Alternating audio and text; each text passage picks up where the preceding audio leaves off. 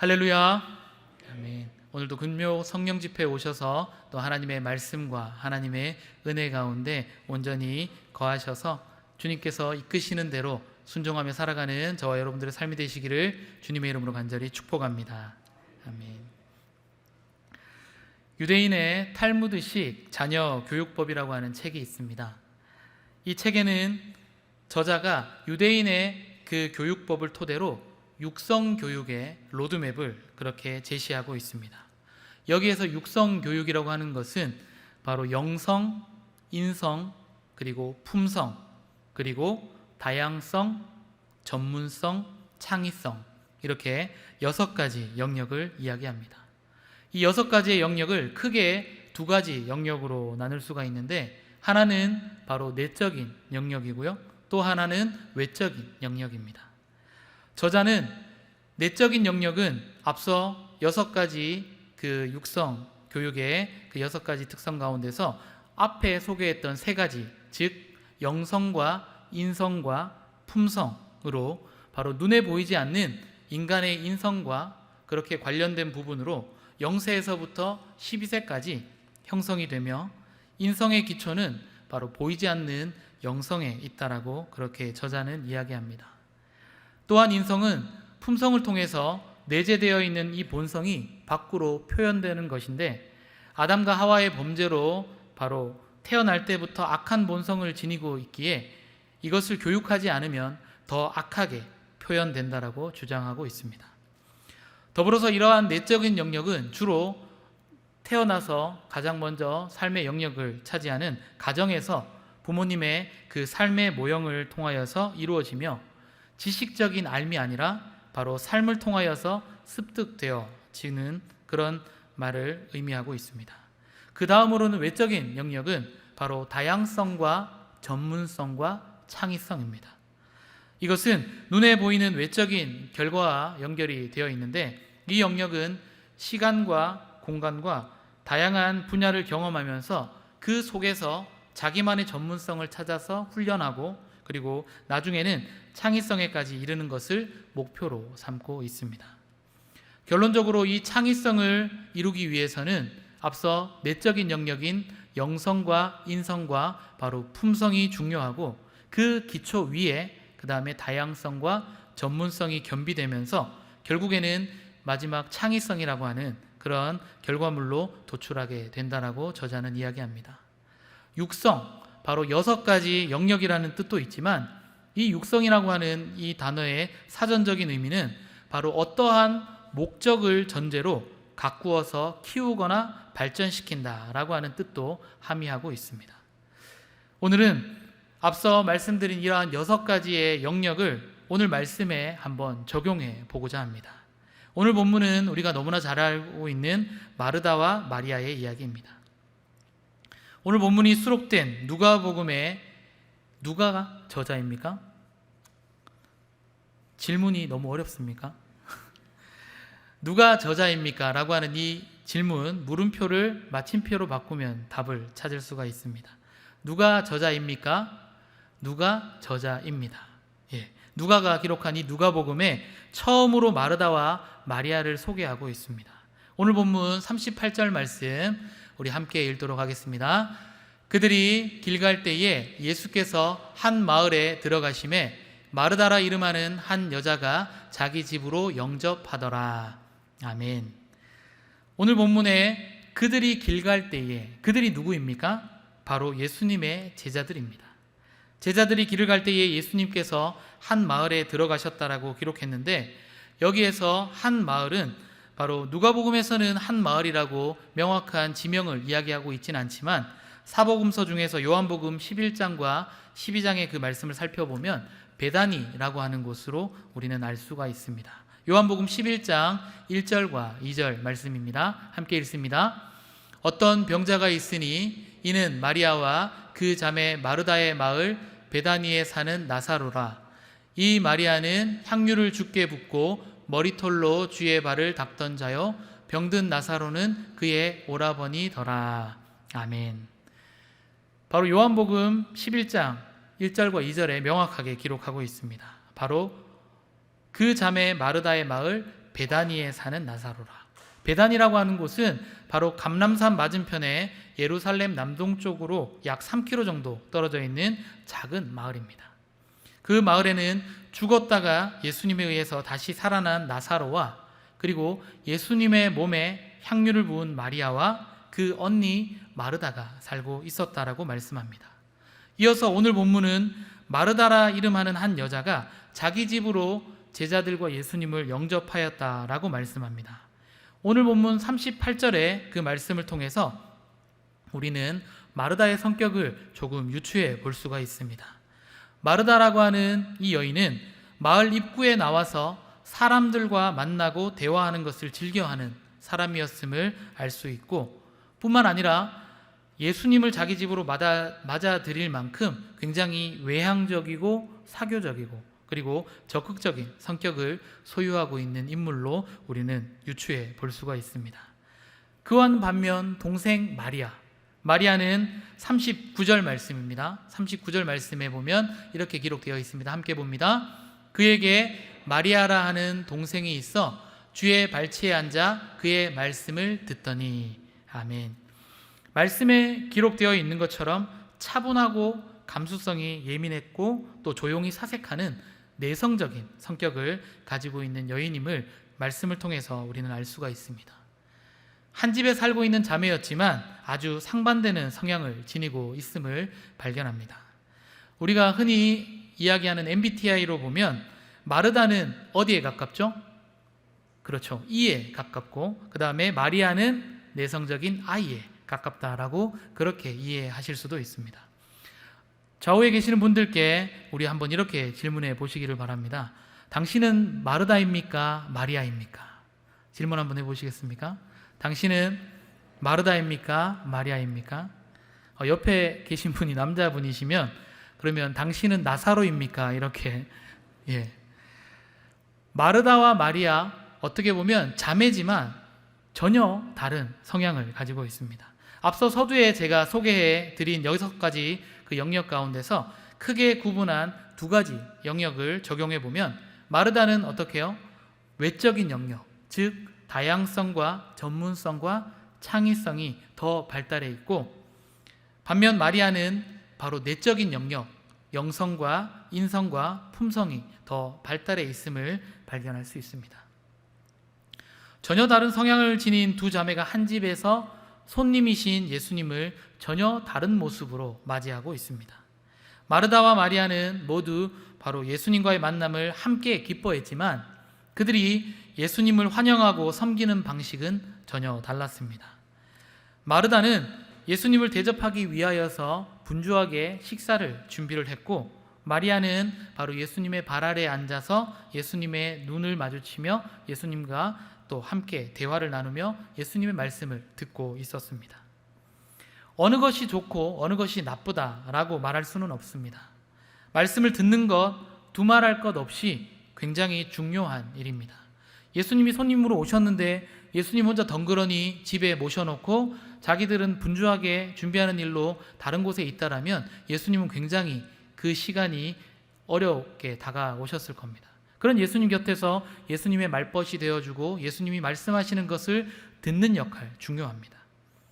그리고 더하여서 그런 역할을 감당하고 있는 인물이 있다라면 또 예수님이 이제 준비되지 않은 상황 속에서 갑자기 오셨기 때문에, 물론 초대했기는 하지만 갑자기 오셨기에 준비되지 않은 상황에서 급하게 식사와 또 많은 것들을 준비하기 위해서 또 준비해야 된 누군가가 또 손길이 필요하다라는 겁니다. 두 부분이 다 필요하다라는 겁니다. 그런데 중요한 것은 40절 말씀입니다. 40절 말씀 우리 함께 읽도록 하겠습니다. 마르다는 준비하는 일이 많아 마음이 분주한지라 예수께 나아가 이르되 주여 내 동생이 나 혼자 일하게 두는 것을 생각하지 아니하시나이까 그를 명하사 나를 도와주라 하소서. 아멘. 마르다의 이 항변은 굉장히 정당한 듯 보입니다. 그런데 자기중심적임을 40절 말씀을 자세히 살펴보면 알 수가 있는데 40절 말씀 한 절에 왜냐하면 나를 3번 언급하고 있기 때문입니다. 내 동생이 나 혼자 나를 도와주라 라고 하는 이제 자기 중심적인 그런 고백이 한 절 안에 3번이나 표현이 되어 있습니다.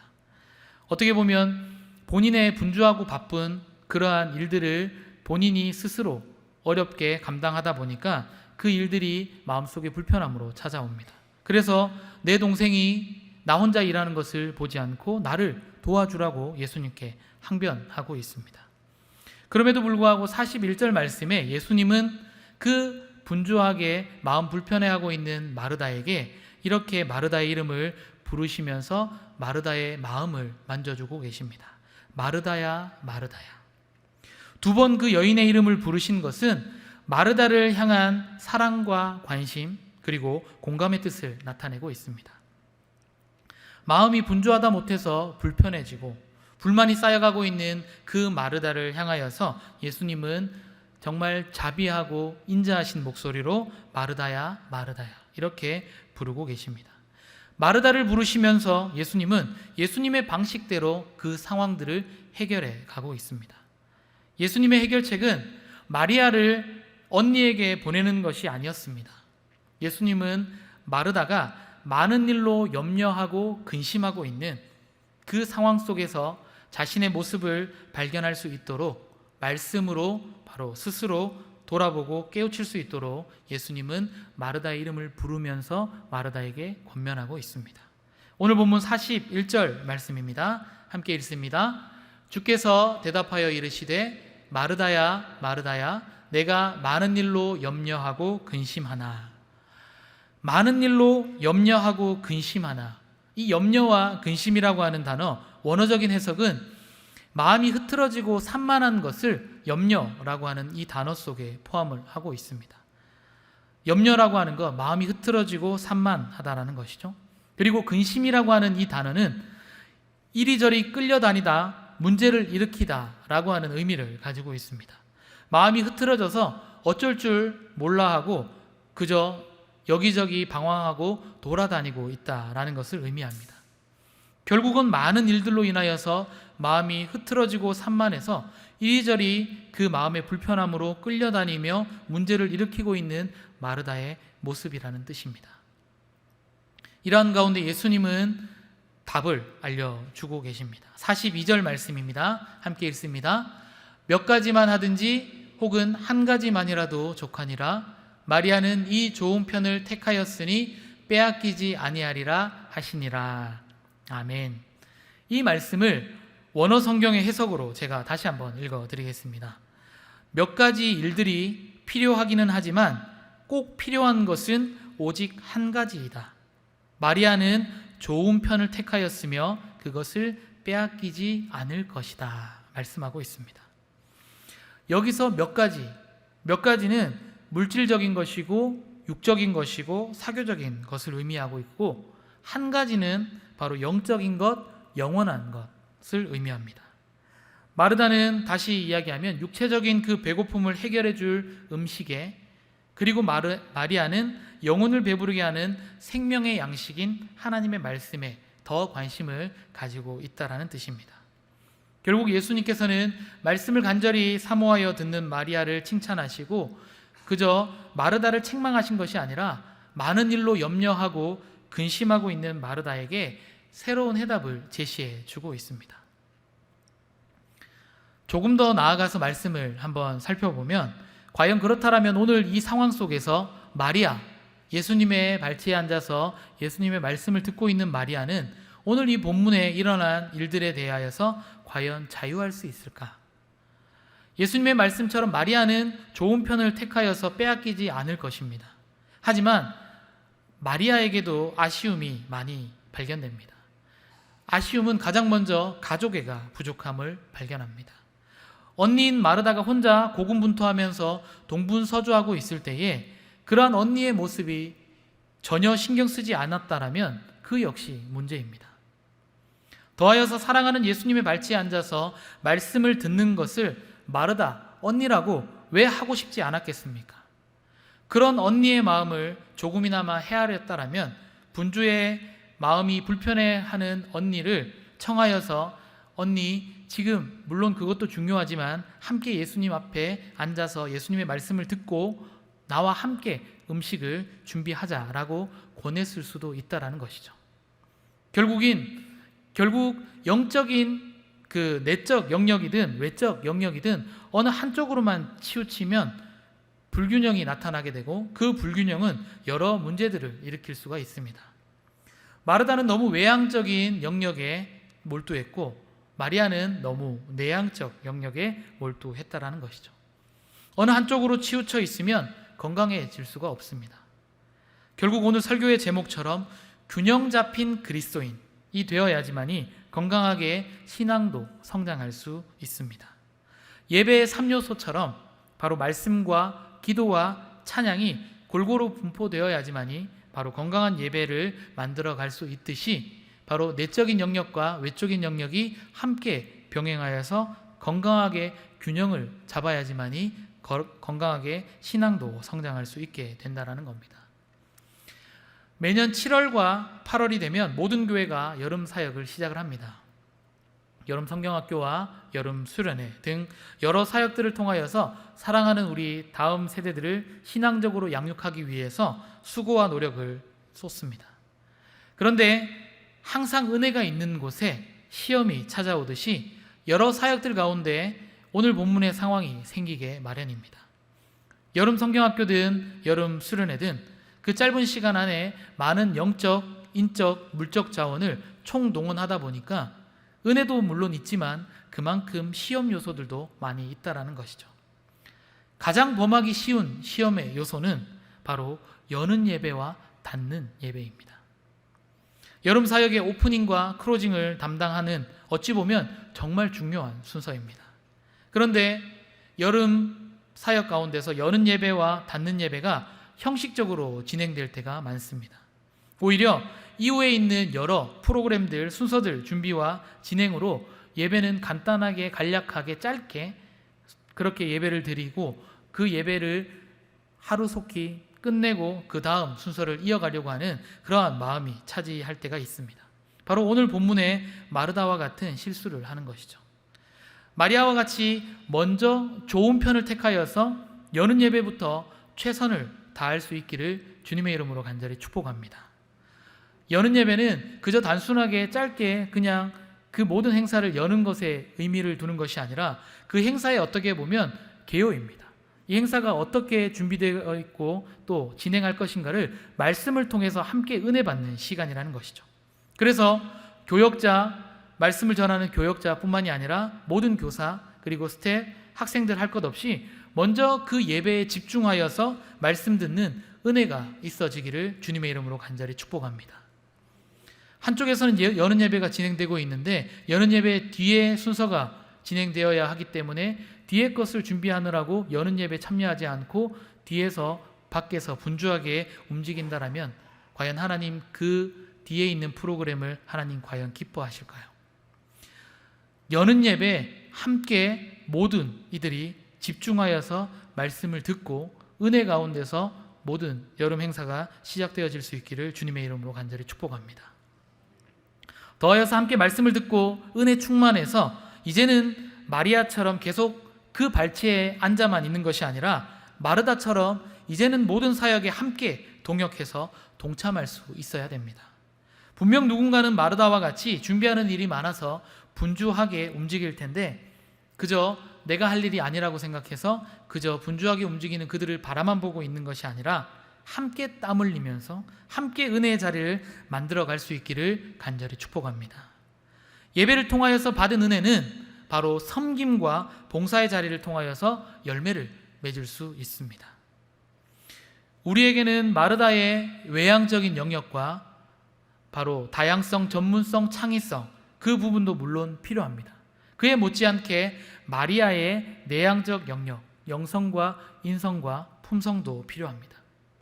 하지만 분명히 깨달아야 하는 것은 타고난 성향이라고 치부하고 한쪽만 발전시켜 나가서는 균형을 잡을 수가 없습니다. 나에게 부족한 영역이 무엇인지를 발견하고 그 영역을 개발시켜 가야지만이 균형 잡힌 그런 그리스도인으로 건강하게 성장하게 될 줄로 믿습니다. 끝으로 균형을 잡는 것 중요합니다. 균형을 잡는 것도 중요하지만 그만큼 균형을 잡을 때에 우선순위도 중요합니다. 세상은 급한 일과 중요한 일 가운데 급한 일을 먼저 하도록 요구합니다. 빨리빨리, 급하게 빨리 이 일을 하라고 요구합니다. 하지만 주님께서는 급한 일과 중요한 일 가운데서 중요한 일을 먼저 하라고 말씀하십니다. 한 가지의 좋은 편, 바로 주의 말씀 듣는 것이 어떤 것보다 우선이 되어야 합니다. 교회 안에서 코로나의 역설 가운데 하나, 바로 많은 헌신과 봉사의 자리가 멈춰지고 말씀 듣는 좋은 편의 시간이 더 많이 확보되었다라는 것입니다. 기나긴 코로나의 그 시간들을 보내면서 주의 발치에 앉아 주의 말씀을 경청하여 들을 수 있는 시간이 우리에게는 많아졌습니다. 지금도 우리는 온라인을 통하여서 수없이 많은 말씀을 듣고 있습니다. 마리아처럼 한 가지 좋은 편을 택하여 은혜 받는 것 중요합니다. 그런데 여기에 머물러 있어서는 안 됩니다. 마리아처럼 한 가지 좋은 편을 택하여서 하나님의 말씀을 듣고 은혜 받았다라면 이제는 모이는 교회로서, 움직이는 교회로서 주의 몸된 교회를 아름답게 세워가야 합니다. 앞서 말씀드렸듯이 이것은 여름 사역에만 국한되는 것이 아니라 신앙생활을 하는 모든 그리스도인들에게 해당이 됩니다. 받은 은혜로서 다시금 주의 몸된 교회와 하나님의 나라를 위해서 땀 흘려야 합니다. 거저 얻어지는 것은 하나도 없습니다. 누군가는 하겠지. 우리의 수고와 노력, 헌신과 충성의 땀방울들이 맺혀질 때에 비로소 교회는 건강하게 믿음의 열매가 맺어지게 될 줄로 믿습니다. 결국 마리아의 영성과 인성과 품성을 기초로 하여 바로 마르다의 다양성과 전문성과 창의성을 통하여 이 땅 가운데 하나님의 영광을 마음껏 드러내며 하나님의 나라를 이 땅 가운데 세워가는 모든 성도님들의 삶이 되시기를 주님의 이름으로 간절히 축복합니다.